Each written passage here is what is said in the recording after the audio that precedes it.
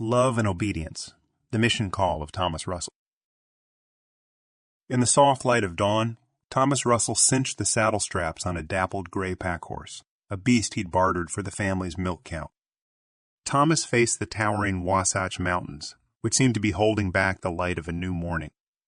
And they marked the direction from which he had entered the valley, and the direction he would be riding in only a few hours. Salt Lake Valley had been his haven, a place for mending spirits and fresh starts.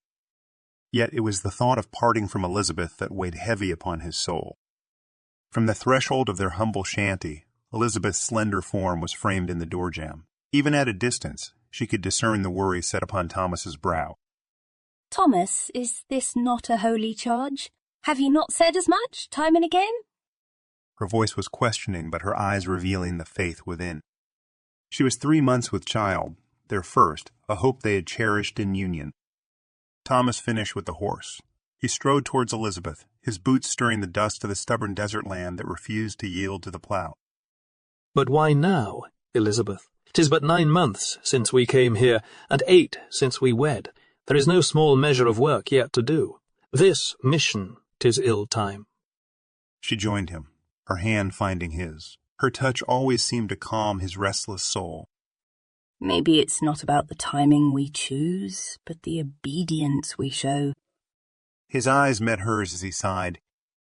"Aye, you speak true. Oftentimes my fears best my faith. Sadly, I'm apt to despair when worry takes me." Thomas's statement led his thoughts back to his youth, to the streets of Coatbridge, Scotland, where the shadow of cholera had snatched his parents and cast him adrift in the world. He remembered the uncle who had taken him in. He remembered the tailor's needle he had been given instead of a plow. And he definitely remembered the latter-day saints who had given him hope when he thought all was lost. "It's as apparent as the blue sky above, Thomas. God has not forsaken us. He was there when you embraced the faith. He was there when our paths crossed on our journey westward, and he was there when we raised this cabin. Each hardship has honed you for what's to come." With each recollection his resolve cemented. He had pondered life's purpose when laying his parents to rest, and doubted his mettle when his first spouse, Jane, succumbed to sickness in a strange land, leaving him a bereft widower. Yet from sorrow had sprung purpose, fortitude, and hope. Now he stood on the promised land, with a lass who taught him love could flourish after grief.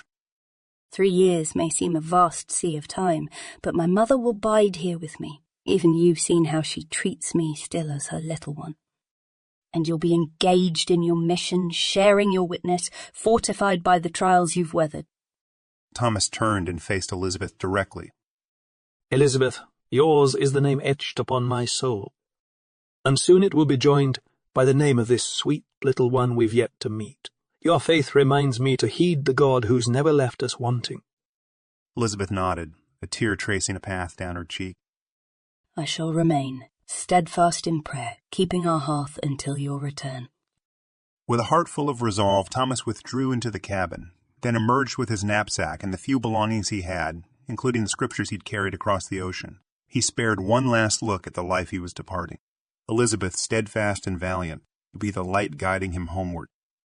The road ahead was fraught with longing and parting, yet Thomas Wilson Russell carried with him the teachings of his past, the love of his present, and the hope for what lay beyond. He stepped forth with the precision of a tailor and the zeal of a disciple, ready to thread the lives of those he would encounter with the fabric of his renewed faith.